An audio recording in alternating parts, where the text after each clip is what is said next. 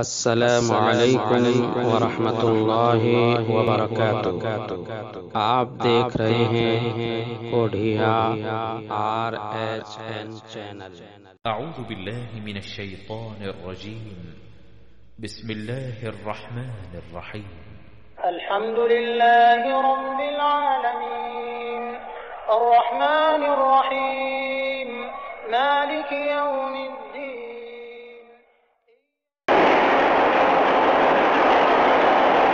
الحمد لله نحمده ونستعينه ونستغفره ونعوذ بالله من شرور أنفسنا ومن سيئات أعمالنا، من يهده الله فلا مضل له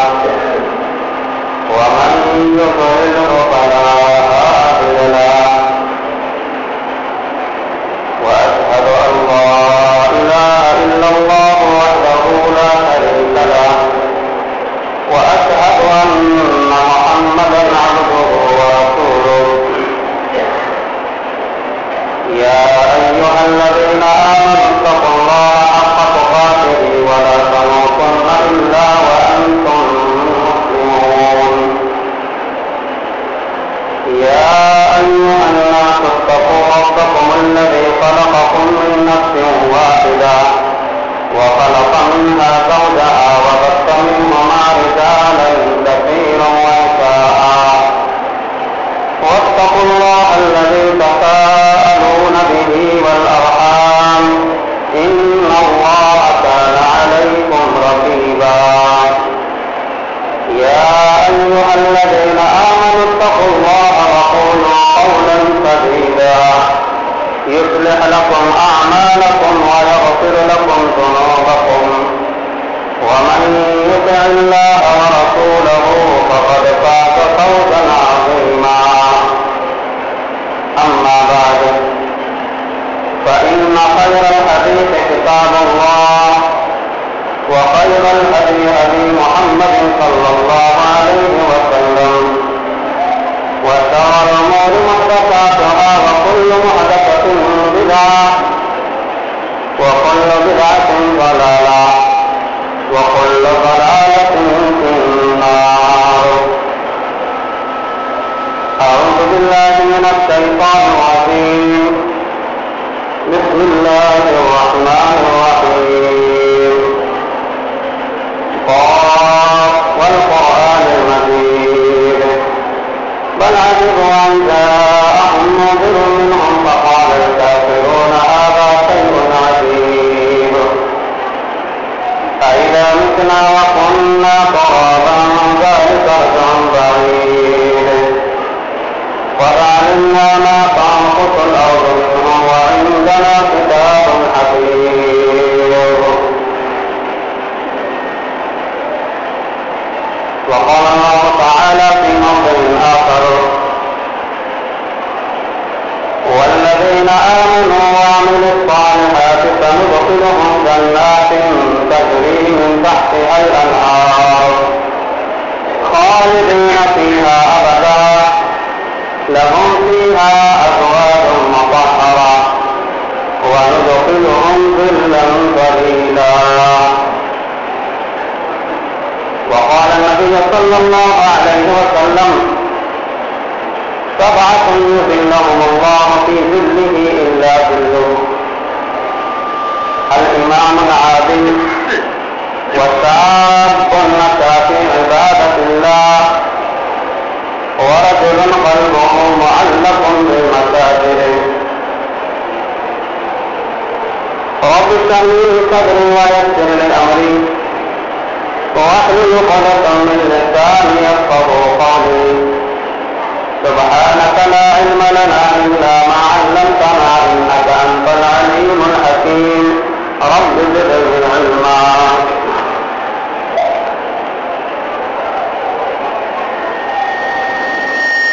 ہر قسم کی حمد و ثنا پاکیزگی اور ہر قسم کی مدحت کرائی اس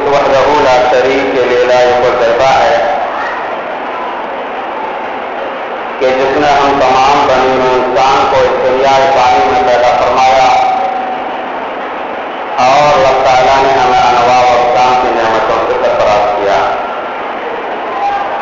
اللہ سبحانہ و تعالیٰ کی نعمتوں کا اگر ہم شمار کرنا چاہیں، گننا چاہیں، تو ہم شمار نہیں کر سکتے، کیونکہ خود اللہ تعالیٰ ارشاد فرماتا ہے وَإِن تَعُدُّوا نِعْمَتَ اللَّهِ لَا تُحْصُوهَا. درود سلام کا نذرانہ ہو بالعموم تمام انبیاء علیہ السلام پر، بالخصوص آخری نبی جناب محمد رسول اللہ صلی اللہ علیہ وسلم پر. اللہم صلی وسلم وبارک علیہ.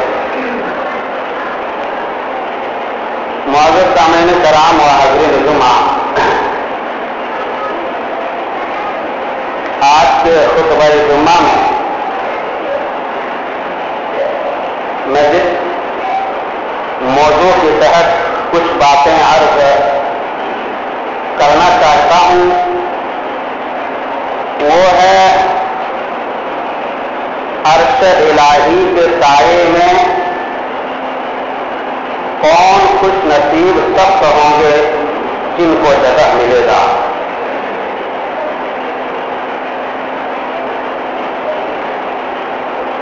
عرش الہی کے سایہ اور ہم سایہ کو معمولی چیز سمجھتے ہیں، جبکہ ابھی موسم گرما ہے، لوگ گرمی سے پریشان حال ہیں، پل بھر گرمی انہیں برداشت نہیں ہو رہی ہے. گرمی سے بچاؤ کے لیے طرح طرح کی ٹھنڈی کی سہولیات ہم مہیا کر رہے ہیں اور ہر گھر میں حسب استطاعت ہم گرمی سے بچنے کے لیے ٹھنڈی کا ہم انتظام کر رہے ہیں اور اپنی زندگی ہم بسر کر رہے ہیں. لیکن حشر کے میدان جہاں نہ کوئی درخت ہوگا، نہ کوئی گھر کا سایہ ہوگا اور نہ ایسی جگہ کہیں ہوگی کہ آدمی وہاں جا کر دھوپ سے بچے سایہ کو حاصل کرے. لوگ نفسی نفسی کے عالم میں ہوں گے، لوگ سرابور ہوں گے، کوئی گھٹنے تک پسینے میں ڈوبا ہوگا، کوئی کمر تک پسینے میں ڈوبا ہوگا، کوئی سر تک پسینے میں ڈوبا ہوگا. کیوں؟ اس لیے کہ سورج کی تپش، سورج 1 میل کے فاصلے پر آ جائے گا. اس وقت انسان کو کسی چیز کی اگر ضرورت ہوگی تو وہ سائے کی ضرورت ہوگی، چھاؤں کی ضرورت ہوگی. اور کون وہ خوش نصیب شخص ہوں گے جن کو اللہ سبحانہ و تعالیٰ عرش الہی کے سائے سے کل جگہ عنایت فرمائے گا. قبل اس کے میں اس کی وضاحت کروں، پہلے وہ آیت کریمہ کا ترجمہ جو میں نے خطبہ مسنونہ کے بعد میں نے آپ کے سامنے تلاوت کی ہے. سورۃ النساء 5واں پارہ آیت نمبر 57 کے اندر اللہ سبحانہ و تعالیٰ ارشاد فرماتا ہے والذین آمنوا وعملوا الصالحات سندخلهم جنات تجری من تحتها الانہار خالدین فیہا ابدا لهم فیہا ازواج مطہرہ وندخلهم ظلا ظلیلا. کہ جو لوگ ایمان لائے اور نیک عمل کیے، صالح عمل کیے، سندخلهم جنات تجری من تحتها الانہار، اللہ سبحانہ و تعالیٰ فرماتا ہے کہ ہم ان کو جنت میں داخل فرمائیں گے جس کے نیچے نہریں بہ رہی ہوں گی. لهم فیہا ازواج مطہرہ، اور ان کے لیے وہاں پاک بیویاں ہوں گی. وندخلهم ظلا ظلیلا، اور راحت بخش چھاؤں کی طرف ہم ان کو لے جائیں گے راحت بخش چھاؤں میں، سائے میں ہم ان کو جگہ عنایت فرمائیں گے۔ محدثین عظام نے وَنُدْخِلُهُمْ ذِلًّا ذَلِيلًا، راحت بخش چھاؤں سے مراد جنت کے ایک درخت جس کو شجرۃ الخلد کہا گیا ہے، اس درخت کو لیا ہے کہ ایک شخص گھوڑا پر سوار ہو کر 100 سال کی مسافت، 100 سال تک اگر اس درخت کے سائے کے نیچے سفر کرتا رہے گا پھر بھی وہ 100 سال تک وہ سایہ ختم نہیں ہوگا۔ لیکن یہ الگ مسئلہ ہے۔ وَنُدْخِلُهُمْ ظِلًّا ظَلِيلًا کہ راحت بخش چھاؤں حسرت کے میدان میں کہاں ملے گا،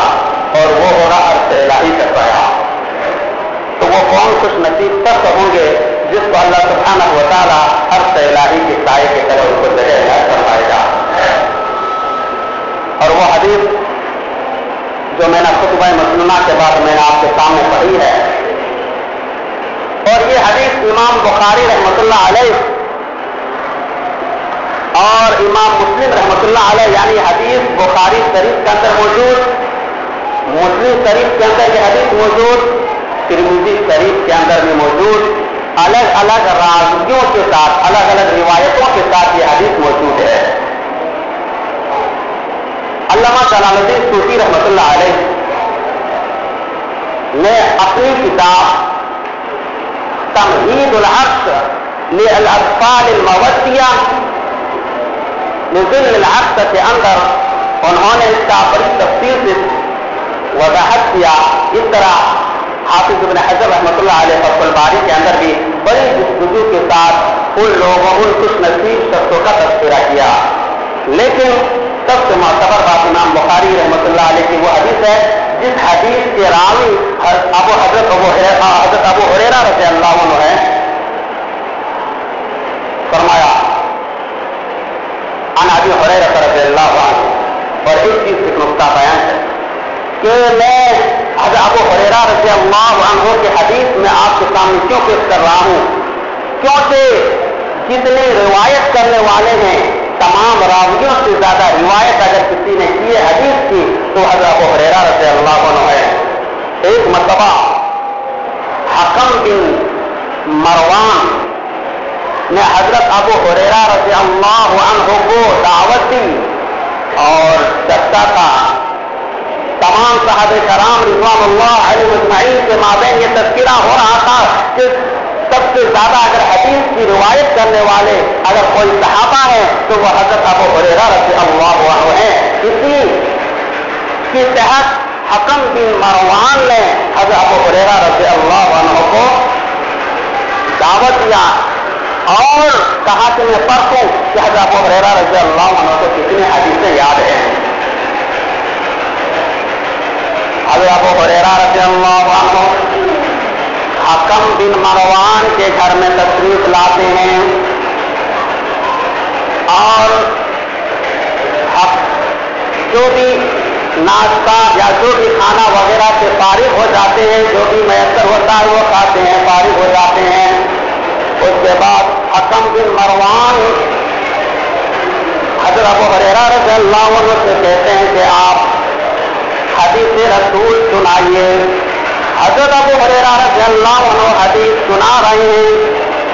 اور حکم بن مروان گھر کے پیچھے پردے میں کچھ کاتبوں کو بٹھا دیا، قلم اور کاپی لے کر بٹھا دیا کہ حضرت ابو ہریرہ رضی اللہ عنہ حدیث جب بولے، حدیث کا جب تذکرہ کرے، حدیث جب بیان کرے تو حدیث کو تم لکھنا شروع کر دو۔ حضرت ابو ہریرہ رضی اللہ عنہ حدیث بیان کر رہے ہیں، پردے کے پیچھے سے کاتب حدیث کو نوٹ کرتے جا رہے ہیں،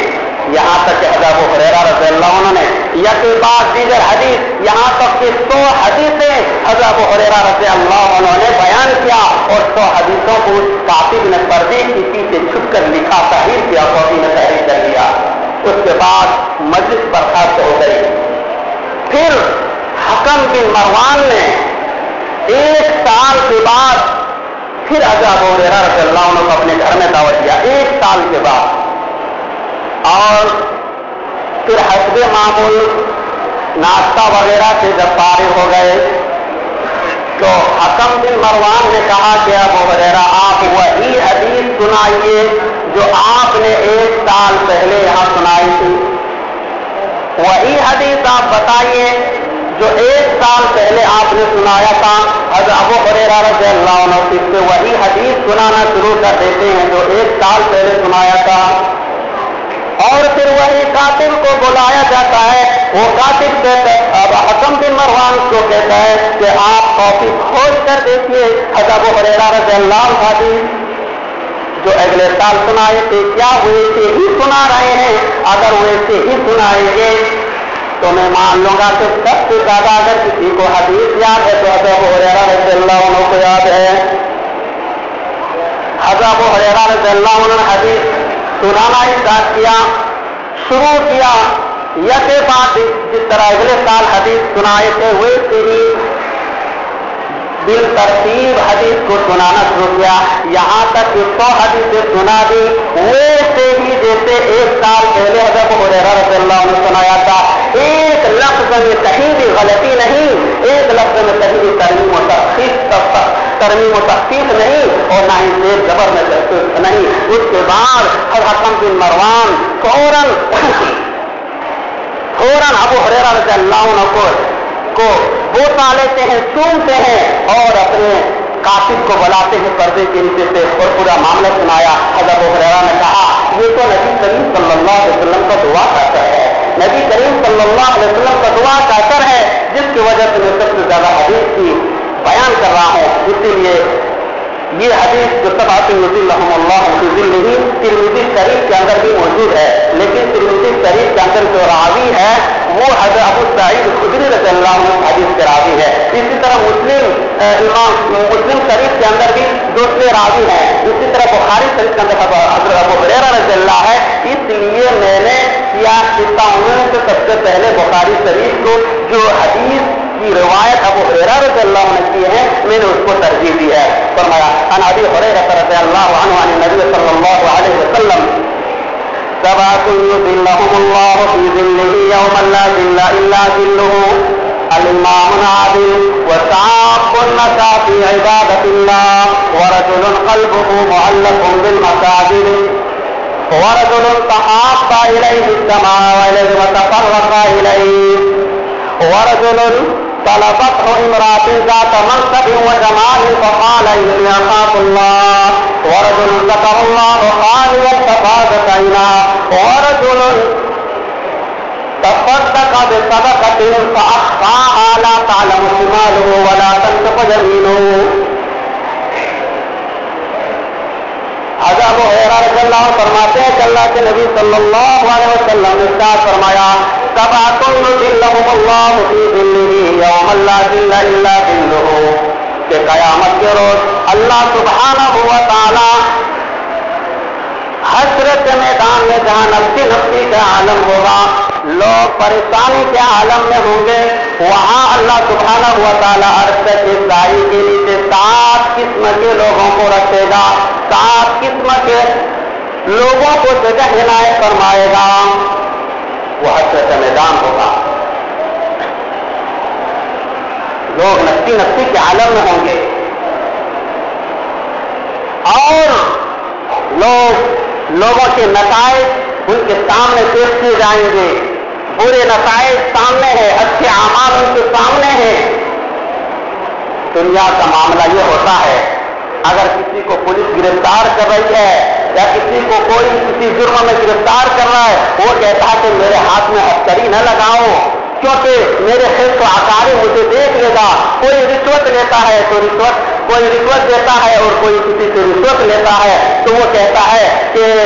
مجھے ایسی جگہ رشوت دینا جہاں کوئی دیکھ نہ پائے. لیکن یہاں یہ میدان حشر کا معاملہ ہے. حضرت آدم علیہ السلام سے لے کر قیامت کی صبح تک جتنے بھی لوگ آئے ہیں دنیا میں تمام کے تمام حشر کے میدان میں موجود ہوں گے. انبیاء علیہ السلام کی جماعت الگ ہوگی، صالحین کی جماعت الگ ہوگی، فرشتوں کی جماعت الگ ہوگی. تمام لوگ الگ الگ جماعتوں میں کھڑے کھڑے ہوں گے اس وقت اللہ سبحانہ و تعالیٰ یہ اعلان کرے گا کہ فلانا شخص کے بیٹے کے اعمال اچھے تھے. اللہ سبحانہ و تعالیٰ اعلان کرے گا فلانا شخص کے بیٹے کے اچھے اعمال تھے اور فرشتے اس کو عزت و تکریم کے ساتھ جنت میں لے جا رہے ہیں. جنتوں میں ان کو عزت و تکریم کے ساتھ پہنچایا جا رہا ہے. ایسے ہی پھر اعلان کرے گا کہ فلانا شخص کے بیٹے کے اعمال اچھے نہیں تھے, ان کے برے نتائج سامنے آ گئے ہیں. فرشتے انہیں ذلیل و کھار کر کے ہتھکڑی لگا کر منہ کے بل پھینکتے ہوئے اسے جہنم میں لے جا رہا ہے. تو بتاؤ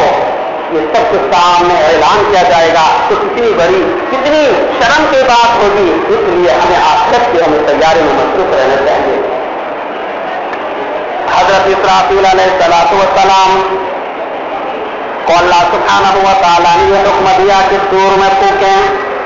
حضرت اسرافیل علیہ السلام سور لے کر کھڑے ہیں انتظار کے اللہ سبحانہ و تعالیٰ کب میں ہمیں حکم دیتا ہے تاکہ میں جلدی سے سور میں پھونک ماروں. حکم ملتے ہی فوراً اللہ سبحانہ و تعالیٰ کے حکم کی تعمیل کی جائے گی. فوراً سور میں پھونک مار دی جائے گی جس سے آسمان پھٹ جائے گا, پہاڑ ریزہ ریزہ ہو جائے گا اور پھر تمام انسان جتنے بھی جانور انسان ہے سب کے سب فنا کے بھاگ کر جائیں گے. پھر دوسری مرتبہ اللہ سبحانہ و تعالیٰ نفخ ثانیہ جسے کہا جاتا ہے, اللہ سبحانہ و تعالیٰ حضرت اسرافیل علیہ السلام کو پھر دوبارہ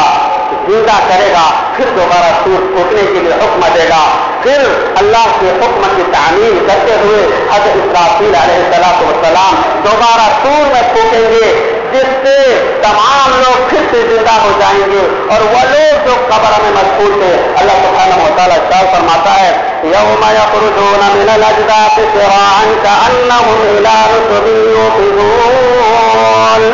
جس دن دیکھو گے, اور سورہ یاسین میں اللہ سبحانہ و تعالیٰ کیا فرماتا یوم ينفخ في الصور يوم ونفخ في الصور فلا ويجدون اجسامهم فلا ينسلون. جب دوسری مرتبہ سور میں پھونکا جائے گا لوگ قبروں سے اٹھ کر میدان حشر کی طرف دوڑیں گے. اجداث کا لفظ آیا ہے اور ایک چیز کا میں وضاحت کر دوں, ایک ہوتا ہے قبر, ایک ہوتا ہے اجداث. اور اجداث کی جدت کی عربی میں جمع ہے جس کے معنی بھی قبر سے لیا گیا ہے, لیکن بعض محدثین نے اجداث سے اس قبر کو مراد لیا ہے جس کے اندر انسان کا نام و نشان مل جاتا ہے. مثال کے طور پر ہم انسان کو قبرستان میں لے جا کر مٹی دیتے ہیں, 1 سال 2 سال کے بعد اس کی قبر ہے, ہم دیکھ رہے ہیں کہ فلانا شخص کی قبر ہی ہے, لیکن کچھ دن کے بعد وہ قبر ٹوٹنا شروع ہو جاتا ہے, پھر آہستہ آہستہ مٹی میں مل جاتا ہے اور کچھ دنوں کے بعد کچھ عرصہ کے بعد ایسا معلوم ہوتا ہے کہ یہاں پتہ نہیں چلتا کہ یہاں کسی کا قبر تھا, اور جب نام و نشان مل جائے اسی کو عربی میں اجداث کہا گیا ہے. یوم یخرجون من الاجداث, جس دن لوگ اپنی قبر سے اٹھ کر دوڑیں گے, میدان حشر کی طرف دوڑیں گے اور قالوا یا ویلنا من بعثنا من مرقدنا هذا ما وعد الرحمن وصدق المرسلون. جب یہ لوگ قبر سے اٹھ کر دوڑیں گے, اٹھیں گے تو وہ لوگ کہیں گے ہمیں خواب غاز سے کس نے جگایا, ہم سوئے ہوئے تھے, کس نے مجھے جگایا. اور بعض محدثین نے کہا کہ خواب غاز سے مطلب یہ نہیں کہ آرام کی نیند ہم قبر میں سو رہے تھے, اس کا مطلب یہ نہیں کہ قبر میں عذاب نہیں ہوتا ہے, لیکن قبر کے عذاب کے مقابل میں حشر کے میدان کا جو نفسی کا عالم ہوگا اور وہاں جو عذاب ہوگا اس سے بھی قبر کی عذاب سے بھی بڑھ کر ہوگا. اتنی زیادہ لوگ پریشان ہو گئے حشر کے میدان میں کہ لوگ مارے پریشانی کے لیے کہیں گے کہ اللہ مجھے اس سے اچھا تو جہنم میں نہیں ڈال دے, مجھے یہ پریشانی کیوں ہو رہی ہے. لوگ حشر کے میدان میں موجود ہیں, نہ ابھی تک نہ فرشتوں کی پتہ ہے اور نہ ہی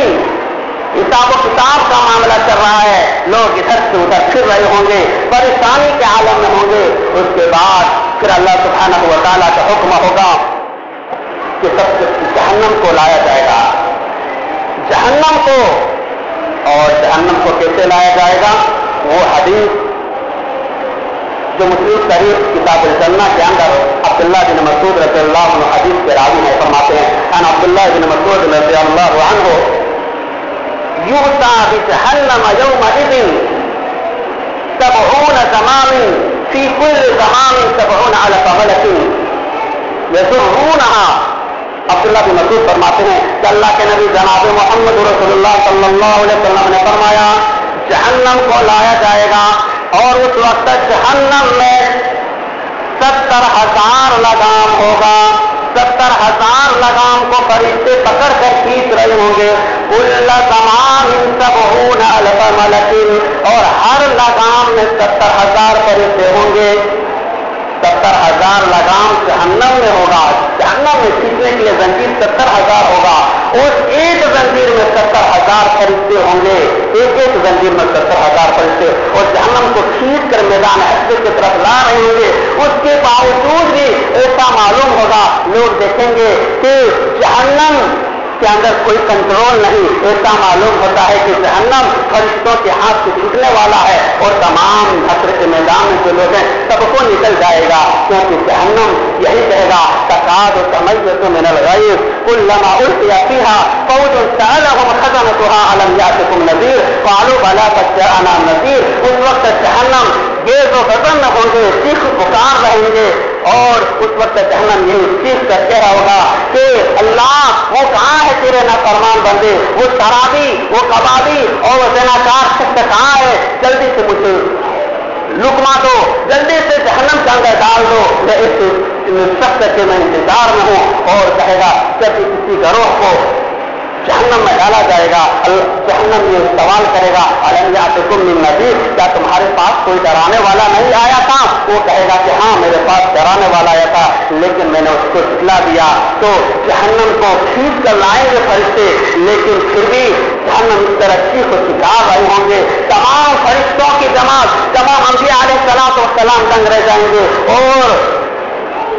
محدثین نے لکھا ہے کہ اس وقت حضرت ابراہیم علیہ السلام اٹھنے کے بل گر جائیں گے اور دعا کریں گے اللہم صلی، آج میں اے اللہ مجھے بچا لے، اور لوگ اپنی اپنی پریشانی کا جہنم کو دیکھ کر ایسا ماجرا ہوگا، کیونکہ جہنم ہی ایک ہے، بہت گہری ہے۔ ابو ہریرہ رضی اللہ عنہ حدیث کے راوی ہیں، فرماتے ہیں کنا مع رسول اللہ صلی اللہ علیہ وسلم اذا سمع وجبۃ۔ ابو ہریرہ فرماتے ہیں کہ ایک مرتبہ ہم اللہ کے نبی جناب محمد رسول اللہ صلی اللہ علیہ وسلم کے ساتھ بیٹھے ہوئے تھے، اذا سمع وجبۃ، اچانک ہم نے دھڑام کی آواز سنی، قال اتدرون ما هذا، اللہ کے نبی صلی اللہ علیہ وسلم نے فرمایا کہ ابو ہریرہ جانتے ہو یہ کیسی آواز ہے؟ کہا قلنا اعلم اللہ ورسولہ، کہ اللہ اور اس کے رسول، صحابہ کرام رضوان اللہ علیہم اجمعین نے کہا کہ اللہ اور اس کے رسول ہی زیادہ بہتر جانتے ہیں۔ اللہ کے نبی نے کہا قال هذا حجر رمی به فی النار، یہ ایک پتھر تھا جو جہنم کی تہ میں چھوڑا گیا تھا، کب؟ منذ 70 قریباً، آج سے 70 سال پہلے جہنم کی تہ میں چھوڑا گیا تھا، یہوی الی النار، جو آج تک جہنم کی تہ میں گرتا گیا، حتی انتہا الی قعرہا، اور اب یہ جہنم کی تہ میں جا کر گرا، اور اسی گرنے کی آواز ہم نے سنا، یہ جہنم اتنی خطرناک ہے۔ تو میدان حشر کے میدان میں جہنم کو کھینچ کے لایا جائے گا، اور پھر جنت کو بھی لایا جائے گا، اور فرشتے، اور پھر سوال کا یہ معاملہ شروع ہوگا۔ اللہ سبحانہ ویحمل عرش ربک فوقہم یومئذ ثمانیہ، عرش کرسی کو آسمان کے ساتھ فرشتے اٹھائے ہوں گے، میدان حشر میں وہی عرش کرسی کا سایہ میدان حشر میں ہوگا، اور وہ 7 قسم کے لوگوں کو اسی عرش کے سایہ کے نیچے اللہ سبحانہ و تعالیٰ سے عنایت فرمائے گا۔ یظلهم اللہ بظلہ، سب سے پہلا شخص جو ہوگا وہ کون ہوگا؟ الامام العادل، انصاف ور حکمراں، امام العادل، انصاف امام، امام کی مراد یہاں مسجد کے امام ہی ہے، لیکن گھر کے گارجین ہے وہ امام ہے، گھر کے امام ہے وہ. قیامت کے روز اللہ سبحانہ و تعالی گھر کے ذمہ داری جس کے اوپر ہے اس ذمہ داری کے بارے میں سوال کرے گا. کلکم راع و کلکم مسئول عن رعیتہ، ان کی ذمہ داری کے بارے میں، رعیت کے بارے میں سوال کیا جائے گا. اگر گاؤں کے کوئی ذمہ دار ہے اور اپنے رعایا کے ساتھ انہوں نے اگر اچھی برتاؤ نہیں کیا تو قیامت کے روز کے بارے میں سوال کیا جائے گا. اور اگر سب کے ساتھ انصاف کیا، گاؤں کے حکمران ہے اور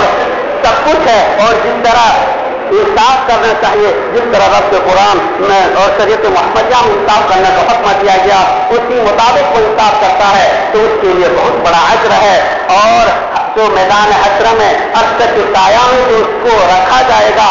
وہ اتنا قریب اللہ سبحانہ و تعالیٰ کے ہوں گے، ایک ہاتھ قریب میں ہوں گے. اللہ سبحانہ و تعالیٰ کے نزدیک اللہ سبحانہ و تعالیٰ انصاف اور حکمران کو اپنے سامنے رکھے گا اور اس کو نور کے منبر پر چڑھائے گا اور تمام لوگ دیکھیں گے کہ یہ دیکھتے ہی پہچان لیں گے کہ دنیا میں حکمراں بنا دیا تھا لیکن انصاف لوگوں کے ساتھ کرتا تھا، اس کا یہ اجر ہے. لیکن اگر کوئی انصاف نہیں کرتا تو اس کا گناہ بھی اتنا ہی زیادہ ہے. قیامت کے روز اللہ سبحانہ و تعالیٰ اس کو چوٹی بنا کر اٹھایا جائے گا، چوٹی بنا کر اس کو اٹھائے گا اور میدان حشر میں تمام لوگ اس کو رونتے ہوئے نکلیں گے اور اس کو یہ عذاب دیا جائے گا کیونکہ تم دنیا میں بڑا تم دنیا میں تم کو بڑا بنایا گیا لیکن تم اپنے رعایا کے ساتھ انصاف نہیں کیا. آج تمہاری یہاں کوئی عزت نہیں ہے، تمہاری یہ عزت بس چوٹی کی طرح ہے، بس اس کو لوگ رونتے ہوئے جائیں گے. تو سب سے پہلا شخص جو ہوگا انصاف اور حکمران، وصاف والنساء فی عبادت ربہ، اور دوسرا شخص وہ ہوگا نوجوان جنہوں نے عبادت جوانی کے عالم میں کیا. جوانی کے عالم میں عبادت اللہ سبحانہ و تعالیٰ کو بہت زیادہ پسند ہے. وصاف والنساء فی عبادت ربہ، اللہ سبحانہ و تعالیٰ قرآن مجید کے اندر ساتھ فرماتا ہے اللہ الذی خلقکم من ضعف ثم جعل من بعد ضعف قوة ثم جعل من بعد قوة ضعفا وشيبا يخلق ما يشاء وهو العلیم القدیر. وہی اللہ ہے جس نے تم کو جب پیدا کیا تو تم کمزور تھے، ایسے کمزور تھے کہ تم اپنے ہاتھوں سے کھانا نہیں کھا سکتے تھے، چل نہیں سکتے تھے اور اپنی بات اپنی ماں کی ضمیر ادا نہیں کر سکتے تھے. لیکن اللہ سبحانہ و تعالیٰ نے آہستہ آہستہ جس کو جوانی کی عمر میں ڈال دیا، ثم جعل من بعد ضعف قوة، تم کو طاقتور بنا دیا، جوان بنا دیا. اب اللہ سبحانہ و تعالیٰ اس جوانی کے عالم میں دیکھنا چاہتا ہے کہ تم اللہ کی کتنی زیادہ اللہ سبحانہ و تعالیٰ کی تم کتنی عبادت کر رہے ہو، اس کی نعمتوں کو تم کتنا شکریہ ادا کر رہے ہو. جوانی کی اور قیامت کے روز جہاں ہر نعمتوں کے بارے میں سوال کیا جائے گا، اللہ کے نبی صلی اللہ علیہ وسلم نے ارشاد فرمایا لا تزال قدم ابن آدم، کہ ابن آدم اپنے پاؤں کو ٹچ سے مس نہیں کر سکتا جب تک کہ وہ اللہ سبحانہ و تعالیٰ کے سامنے 4 یا 5 سوال کا جواب نہ دے لے. ان میں سے ایک سوال جو ہوگا اللہ سبحانہ و تعالیٰ جوانی کے بارے میں سوال کرے گا کہ بتاؤ تم نے جوانی کو کہاں گزارا. آج ہم جوان ہیں اور ہم عیاشی میں گزار رہے ہیں، شراب نوشی میں گزار رہے ہیں اور بڑے بڑے آپ تاریخ کا مطالعہ کریں، بڑے بڑے انقلاب جو آئے ہیں وہ لوگ جوانی کے عالم میں کیے ہیں. حضرت ابراہیم علیہ السلام نے جو تبلیغ کیا اور جو بتوں کا معاملہ جو آیا تھا توڑ پھوڑ کا معاملہ، تو وہ ابراہیم علیہ السلام کا وہ معاملہ تھا. اس وقت آپ جوان تھے کیونکہ قرآن مجید میں کہا قالوا سمعنا فتى يذكرهم يقال له ابراہیم، کہ بتوں کو جس نے توڑا ہے وہ ایک جوان شخص ہے جس کا نام ابراہیم ہے. فتن کا ذکر ہے صبح اور آج کے اندر فتن کا معنی ہوتے ہیں نوجوان، ایک نوجوان ہے. اور جتنے بھی آپ طارق ابن زیاد کا واقعہ پڑھیے، انہوں نے جوانی کے عالم میں کیسے کیسے فتوحات کی، تو وہ لوگ تھے جنہوں نے جوانی کو دیوانی میں نہیں گزارا بلکہ اللہ کی عبادت میں گزارا. اور جو اللہ کی عبادت میں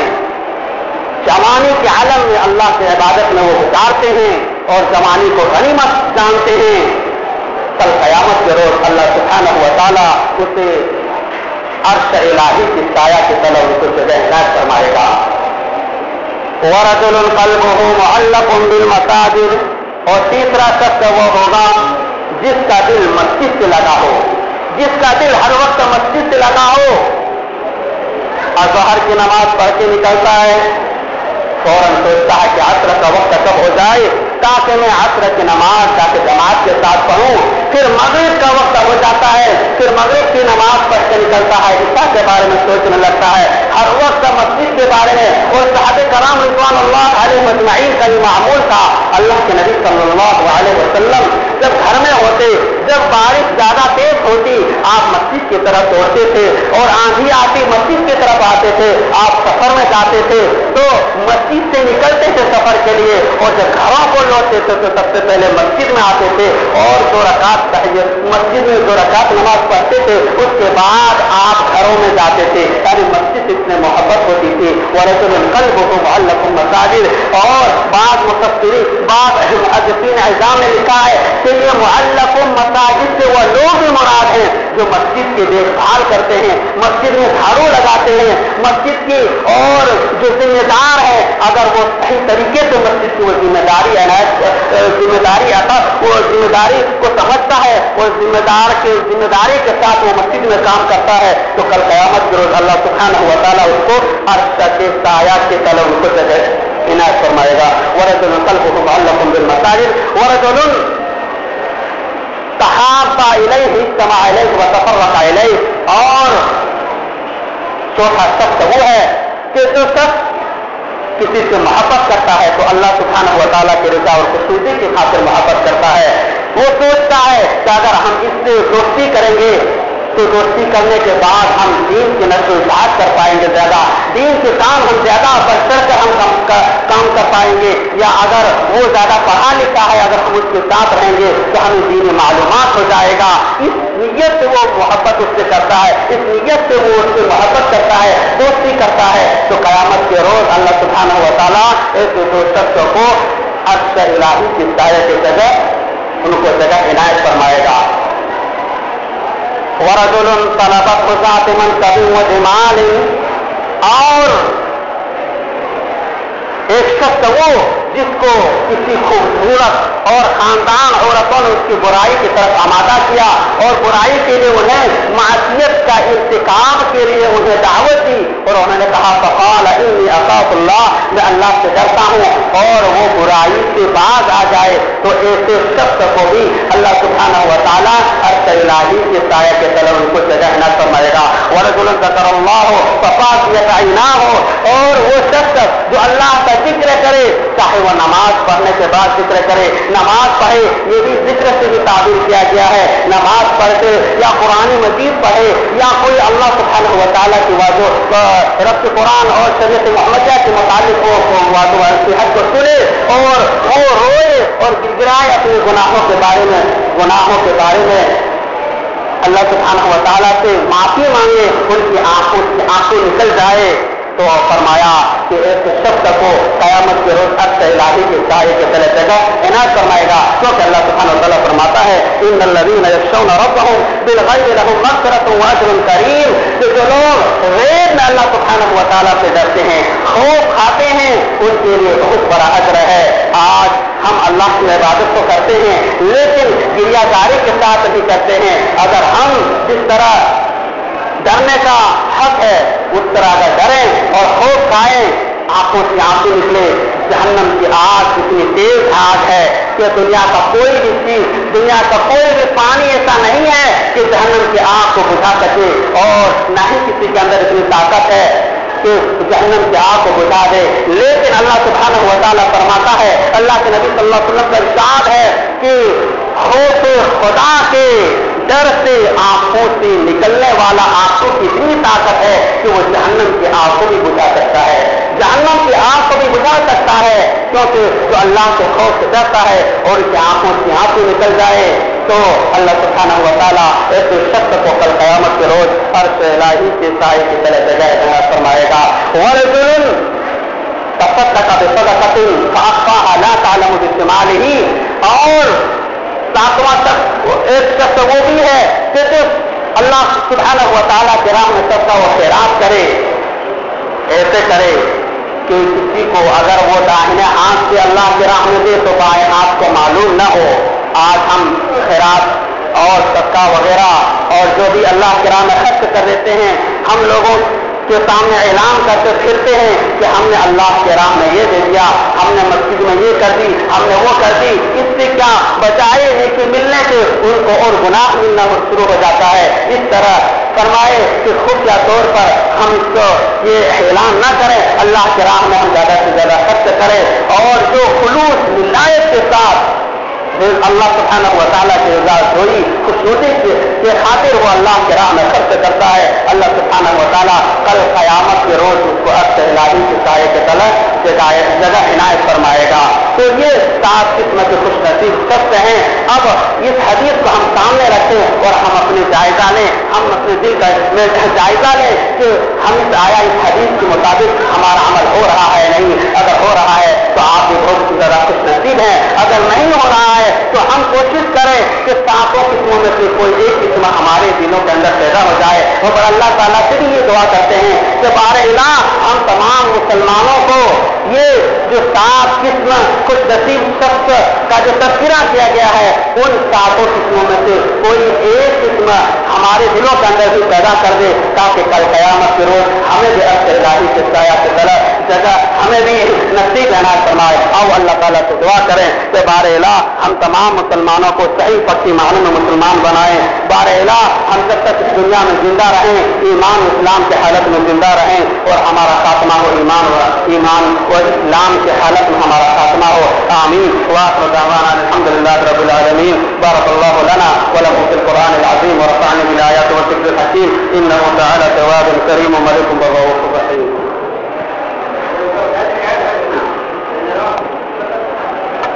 الحمد لله الذي لم يتخذ ولدا ولم يكن له شريك في الملك ولم يكن له ولي من الذل وكبره تكبيرا.